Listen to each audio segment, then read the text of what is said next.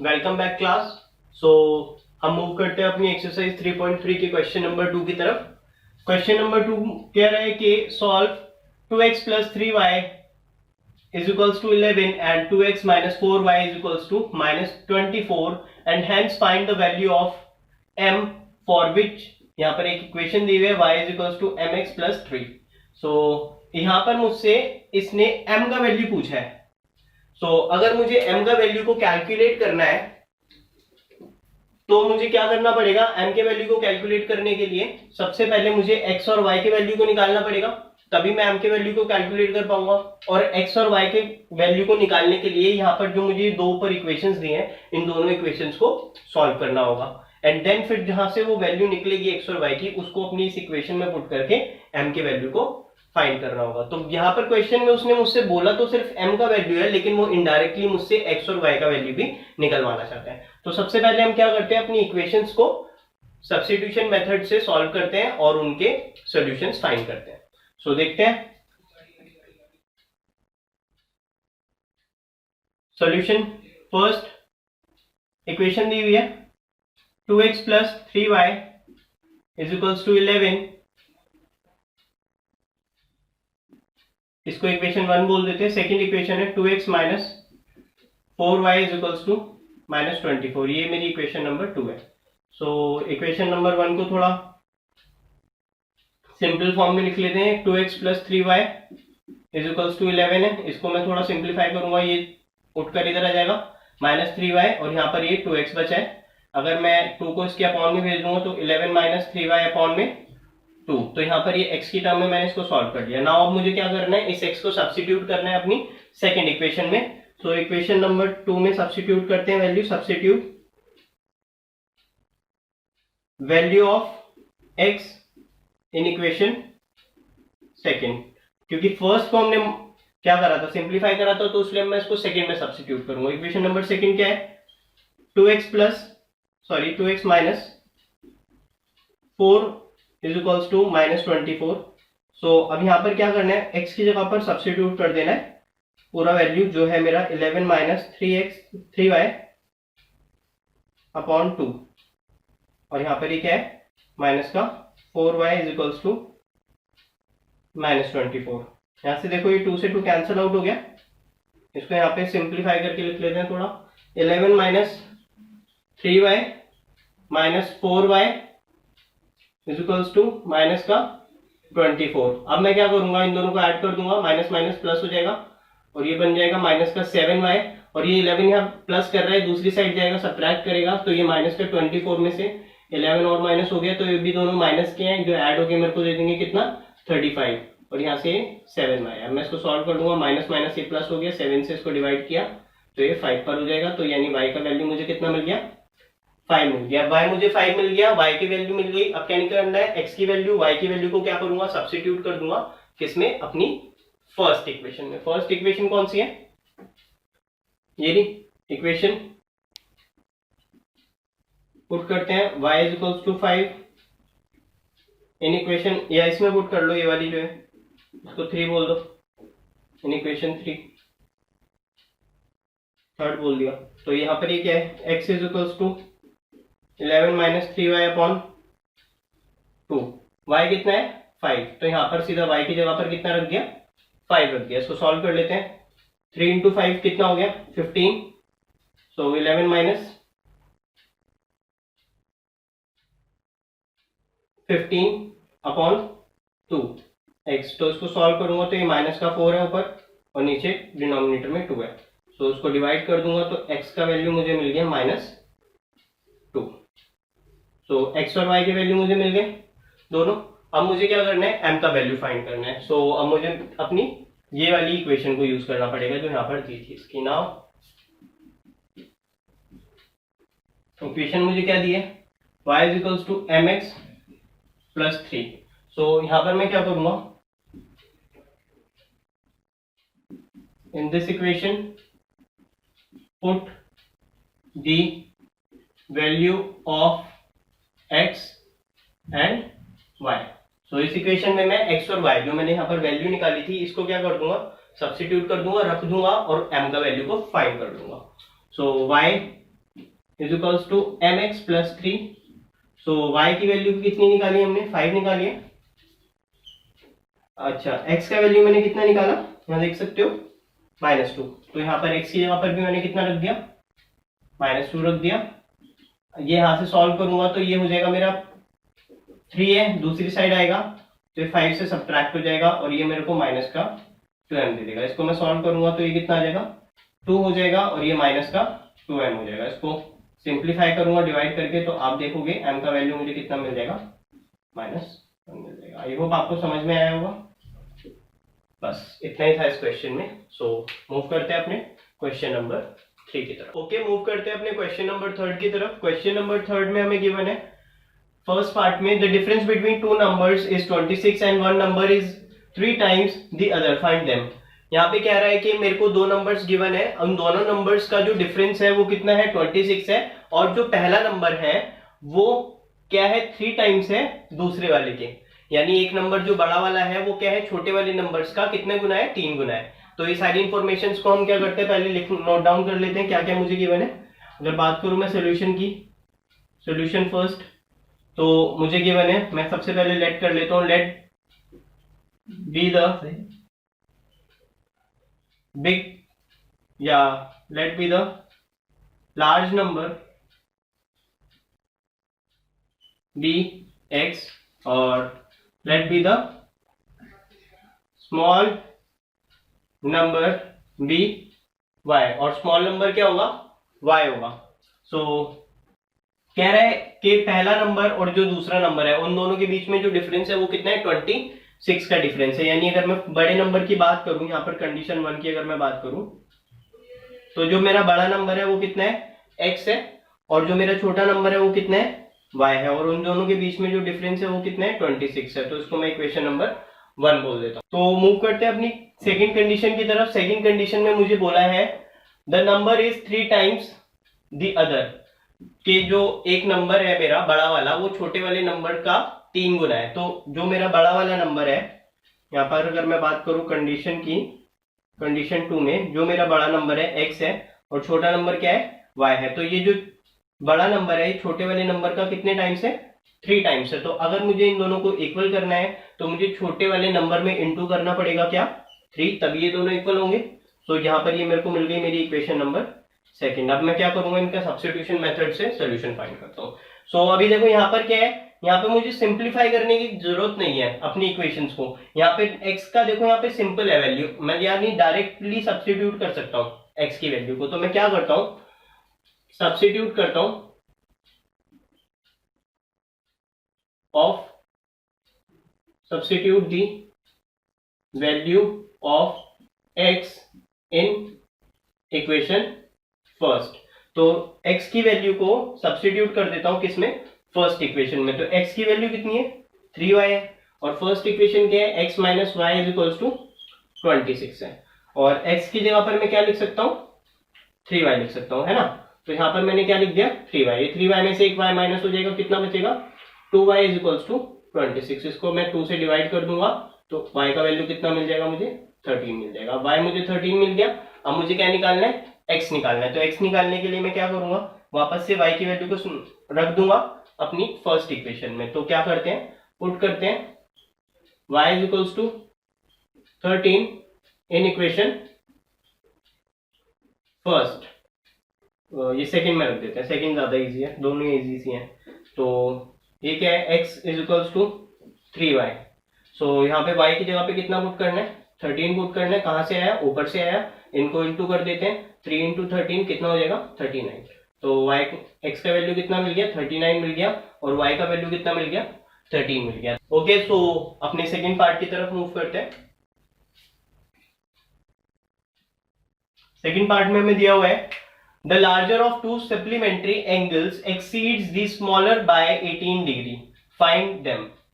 आपको एक वर्ड का मीनिंग पता होना चाहिए पहले इस क्वेश्चन को सॉल्व करने से पहले। सप्लीमेंट्री एंगल्स, ये सप्लीमेंट्री एंगल्स क्या होते हैं, किनको बोला जाता है। देखो कई तरीके के एंगल्स होते हैं, acute angle, obtuse angle, right angle, ऐसे सप्लीमेंट्री एंगल्स और कॉम्प्लीमेंट्री एंगल्स किनको बोला जाता है, आपको ये पता होना चाहिए। देखो जो कॉम्प्लीमेंट्री एंगल्स होते हैं, जब दो एंगल्स और उनका जो सम होता है वो किसके इक्वल होता है, 90 के इक्वल होता है, तो उनको बोला जाता है कॉम्प्लीमेंट्री एंगल्स। लेकिन जब दो एंगल्स जिनका सम किसके इक्वल हो जाए, 180 डिग्री के इक्वल हो जाए, उनको क्या बोला जाता है, सप्लीमेंट्री एंगल्स बोला जाता है। ऐसे दो एंगल्स जिनका सम किसके इक्वल हो, 180 डिग्री के इक्वल हो। लाइक एक मैंने लाइन ड्रॉ करी, अभी ये देखो यहाँ पर एक एंगल बनता है मेरा और एक एंगल यहाँ बनता है मेरा, यहाँ पर x बन रहा है, यहाँ y बन रहा है। इन दोनों का अगर मैं सम करूं x प्लस वाई डिग्री, दोनों ही किसके बराबर होने चाहिए, 180 डिग्री के होने चाहिए। ये कहती है मेरी सप्लीमेंट्री एंगल की कंडीशन। सो मूव करते हैं अपनी क्वेश्चन के आंसर की तरफ। सो सबसे पहले let be the large angle be x और the small angle be y। बड़े वाले को x मान लिया गया है और छोटे वाले को हमने y मान लिया है। सो उसने पहले बोला दोनों एंगल्स क्या है, सप्लीमेंट्री है, तो पहला हमें हिंट यहीं पर मिल गया। यानी जब मैं दोनों एंगल्स को जोड़ रहा हूं x प्लस वाई को, सो मुझे किसके इक्वल देगा, 180 डिग्री के देगा। ये हो गई मेरी कंडीशन नंबर फर्स्ट। और सेकेंड कंडीशन में बोल रहा है कि जो बड़ा एंगल है वो छोटे वाले एंगल से कितना ज्यादा है, 18 डिग्री ज्यादा है। तो बड़ा एंगल क्या था, x था, और छोटे एंगल क्या था, y था। अगर मैं बोलूं x और y दोनों को आपको इक्वल करना है, तो तभी ये इक्वल हो पाएगा जब मैं छोटे वाले एंगल में कितना जोड़ दूं, 18 जोड़ दूं। क्यों, क्योंकि जो बड़ा एंगल था वो छोटे वाले से कितना ज्यादा था, 18 ज्यादा था। तो अगर मैं यहाँ 18 प्लस कर देता हूँ तो इस केस में क्या होगा, दोनों एंगल इक्वल हो जाएंगे। ये हो गई मेरी इक्वेशन नंबर सेकंड। अब क्या करेंगे, सब्स्टिट्यूट करेंगे और आंसर फाइंड करेंगे। देखो यहाँ पे सिंप्लीफाई करने की कोई जरूरत नहीं है, क्योंकि x की डायरेक्ट वैल्यू मेरे को यहाँ पर दिख रही है, तो मैं डायरेक्टली x की वैल्यू को उठाता हूँ और यहाँ पे फर्स्ट वाली इक्वेशन में सब्स्टिट्यूट करता हूँ। तो क्या करेंगे, substitute value of x in equation first equation में x की वैल्यू को सब्स्टिट्यूट कर देंगे। x की वैल्यू क्या है, x plus y is equals to 180, ये हमारी इक्वेशन नंबर फर्स्ट है। और x का वैल्यू हमको कितना दिया हुआ है, y प्लस 18, ये x का वैल्यू दिया हुआ था ना, यहाँ पे देख सकते हो इधर। तो ये हमने x की जगह पे रख दिया। अब क्या करना है, इसको सॉल्व करना है। y और y कितना हो गया, 2y हो गया, प्लस में 18 इज इक्वल्स टू 180 डिग्री। इसको दूसरी साइड ले जाते हैं तो ये हो जाएगा 180 minus 18 degree is equals to 2y। So इसमें से 20 सीधा माइनस कर दो, 160 और 2 एक्स्ट्रा घटा दिया तो ये हो जाएगा 162। इसको 2 से डिवाइड कर दो तो 16 का 8 और ये 81। तो y का वैल्यू मुझे कितना मिल गया, 81 डिग्री मिल गया। अब y निकल गया मेरा। अब मुझे क्या निकालना है, x निकालना है। x निकालने के लिए आपको पता है क्या करना है, y का वैल्यू उठाकर किसी भी इक्वेशन में रख दो। तो यहाँ पर अगर ये 81 है तो यहाँ पे मैं रख देता हूँ, इधर ही पुट कर देते हैं। Put y is equals to 81 in equation two में रख दिया। x is equals to y plus 18 और y भी मैंने कितना निकाला, 81 निकाला, तो यहाँ पर मैंने 81 रख दिया। इन दोनों को ऐड कर देते हैं तो ये कितना आ रहा है मेरा, देखो इनको ऐड करो, ये 81 हो जाएगा, ये 9 हो गया और ये 1 से ये 99 हो गया। तो x का वैल्यू कितना आया मेरा, 99 डिग्री आया और y का वैल्यू कितना आया, 81 आया। अच्छा चेक भी कर लो वापस से कि हमारे आंसर ठीक हुए नहीं हुए, वेरीफाई करके देख लो। x को रख देते हैं हम 99 और y को रख देते हैं 81, दोनों को ऐड कर दो, 81 और 99, ये भी 90 हो गया, ये भी 90 हो गया, टोटल कितना बना 180। अच्छा डिफरेंस देख लेते हैं इनका, कितना होना था, 18 ज्यादा था, तो अंतर कितना आना चाहिए, 18 आना चाहिए। तो डिफरेंस कर लो इनका, 99 माइनस 81, यहाँ पे देखो डिफरेंस भी कितना आ रहा है मेरा, 18 आ रहा है। ठीक है, दोनों साइड से वेरीफाई कर लिया हमने, यानी कि हमने आंसर्स निकाले हैं दोनों के। ठीक है, सो मिलते हैं इसके थर्ड पार्ट में। ओके, सो चलते हैं अपने क्वेश्चन नंबर 3 के पार्ट थर्ड की तरफ। कह रहा है the coach of cricket team buy 7 bats and 6 balls for rupees 3800. Later she buys 3 bats and 5 balls for rupees 1750 rupees. Find the cost of each bat and each ball. So यहाँ पर एक मेरे को दिया हुआ है बैट और एक बॉल की मुझसे प्राइस पूछी हुई है और यहाँ पे दो मेरे को कंडीशंस दिए, इनके अकॉर्डिंग मेरे को इक्वेशन फॉर्म करनी है। सो सबसे पहले ये मार्कर चेंज कर देते हैं, ब्लैक करो।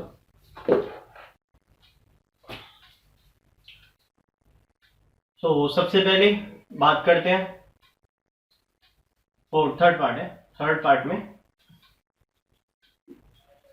Late be the price of one bat be X and let be the price of one ball be Y। अब वो कह रहे हैं कि 7 बैट्स और 6 बॉल्स कितने की है, टुगेदर कॉस्ट रुपीज 3800। तो अगर एक बैट की कॉस्ट x है तो 7 बैट्स की कॉस्ट कितनी हो जाएगी, 7x हो जाएगी। और अगर एक बॉल की वैल्यू कीमत कितनी है, y है, तो 6 बॉल की कितनी हो जाएगी, 6y हो जाएगी। और टोटल जो उसका एक्सपेंडिचर है वो कितना है, 3800 रुपीज है। जिसको बोल देते हैं equation number second. Later she buys 3 bats, तो अगली बार उसने कितने बैट्स खरीदे, 3 बैट खरीदे, यानी 3x उसकी कॉस्ट हो जाएगी। और कितनी बॉल खरीदी, 5 बॉल्स खरीदी, यानी 5y उसकी कॉस्ट हो जाएगी। और दोनों से उसका जो टोटल एक्सपेंडिचर हुआ वो कितना हुआ, 1750 रुपीज। इसको बोल देते हैं इक्वेशन नंबर सेकेंड। अब फर्स्ट तो थोड़ा सिंप्लीफाई करते हैं और उसको सेकेंड में सब्स्टिट्यूट करते हैं। सो इक्वेशन नंबर फर्स्ट क्या दिया हुआ है, 7x plus 6y is equals to 3800। इसको मैं लिख सकता हूं 3800 minus 6y is equals to 7x, और x हो जाएगा मेरा 3800 माइनस 6y अपॉन 7।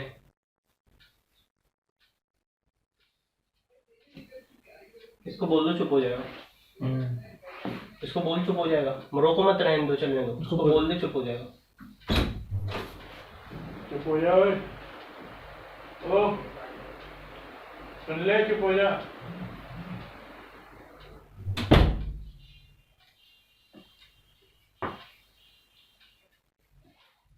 x का वैल्यू आ जाएगा 3800 माइनस 6y अपॉन 7। अब इस x की वैल्यू को सब्स्टिट्यूट कर देंगे अपनी सेकेंड इक्वेशन में। So substitute value of x in equation second. So equation second क्या दी हुई है मुझे, 3x plus 5y is equals to 1750। अब यहां पर x की जगह पर क्या रखना है, x की वाली value 3800 minus 6y upon 7 plus 5y is equals to 1750। अब इसको सॉल्व करते हैं। सो सबसे पहले एलसीएम लेते हैं इसको, यहाँ पे ये हो जाएगा 38, 3 इंटू 38 100 अपॉन 6 3 18y, और अपॉन में पूरी के 7 आ गया। इसको यहाँ पे एलसीएम कर रहा हूं तो यहाँ पे 7 का मल्टीप्लाई करना पड़ेगा, ये हो जाएगा मेरा 35y इज इक्वल्स टू 1750। अब उसको यहाँ पे 7 यहाँ पे देते हैं मल्टीप्लाई करने के लिए। अब ये क्या हो जाएगा 750 इंटू 7, और माइनस में ये पूरा इधर टर्म्स जो है, देखो मैं एक बार लिख दे रहा हूँ यहाँ पे कितने, 3 इंटू 3800, और यहाँ पे सॉल्व कर लो, 18 माइनस 35 हो जाएगा आपका 17y प्लस का। अच्छा, और ये अब देखो यहाँ से पूरी टर्म उठ के दूसरी साइड ले जाते हैं, यहीं पे ये हटाते हैं, यहाँ से पॉजिटिव के दूसरी साइड जाके माइनस हो जाएगी, यानी 3 इंटू 3800। ये कहाँ से आया, ये यहाँ से उठकर दूसरी साइड ले गया। अब यहाँ पर ये क्या बचा, सिर्फ और सिर्फ 17y बचा। अब इसको सॉल्व कर लेते हैं, इंटू कर लेते हैं 175 को 7 से, 175 इंटू 7, तो ये 3 5 35 और 7 7 49, 49 और 3 ये हो गया 52, और 7 अंदर 7, 7 और 5 हो गए 12, तो ये हो गया आपका 12 25। माइनस में इसको भी इंटू कर लेते हैं, एक ये जीरो भी है यहाँ पे, ये वाली जीरो भी लगा लेते हैं, यहाँ पे इसको भी इंटू कर लेते हैं 38 को, ये हो गया 8 के 24 का 4, और 2 बचा 3 3 और 2 11, ये हो गया 114। ठीक है, इसको माइनस कर लो अब इसमें से, तो ये कितना है मेरा 12,250 में से, 12,250 में से माइनस कर रहा हूँ कितना, 11,400, तो ये 0 हो गया, यहाँ 5 आ गया, ये 12 में से ये 8 हो गया, कितना आ गया ये 850 आ गया। यहाँ पे ये 17y, और यहाँ पर ये कितना आ गया 850। सो अब ये देखो 17 की टेबल से डिवाइड कर देते हैं, 17 एकम 17, 17 पंजे 85, और 0 यहाँ पर आ गया, तो y का वैल्यू मुझे कितना मिल गया 50 मिल गया। तो y का वैल्यू कितना आ गया, 50 आ गया। मुझे क्या निकालना है, x का वैल्यू कैलकुलेट करना है y के बाद। तो x की वैल्यू भी निकाल लेते हैं यहाँ पे। अब क्या करना है, पुट कर देते हैं y इज इक्वल्स टू 50। ठीक है, कहाँ इक्वेशन में पुट करूं, यहाँ पुट कर देता हूँ ये वाली। इसको मान लो मैं थर्ड बोल दिया। ठीक है तो वैसे फर्स्ट ही, पर मैंने इसको डिनोट कर दिया 3 से। तो यहाँ पे देखते हैं क्या दी हुई है मुझे इन इक्वेशन 3 बोल दिया मैंने इसको। इसमें सब्स्टिट्यूट करते हैं, x is equals to 3800 minus 6y upon 7।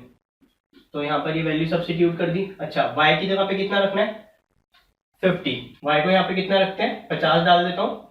ये कितना हो गया, 5 30, 300 हो गया, माइनस 3800 बटे में 7। तो x का वैल्यू कैलकुलेट करते हैं। अब देखो 3800 में से 300 गए तो ये बचेगा 3500 बटे में 7। इसको डिवाइड कर दूं तो ये 5 के टेबल से कट जाएगा, यहाँ पर ये 2 0 आ गई। तो x का वैल्यू कितना मिला मुझे, 500 रुपीज मिल गया। आई होप आपको ये समझ आया होगा। y क्या थी मेरी, एक बॉल थी, तो बॉल मेरी जो थी वो कितने रुपए की हो गई, 50 रुपीज की हो गई। और बात करूं बैट की तो वो कितना हो गया मेरा, 500 रुपीज का एक बैट हो गया।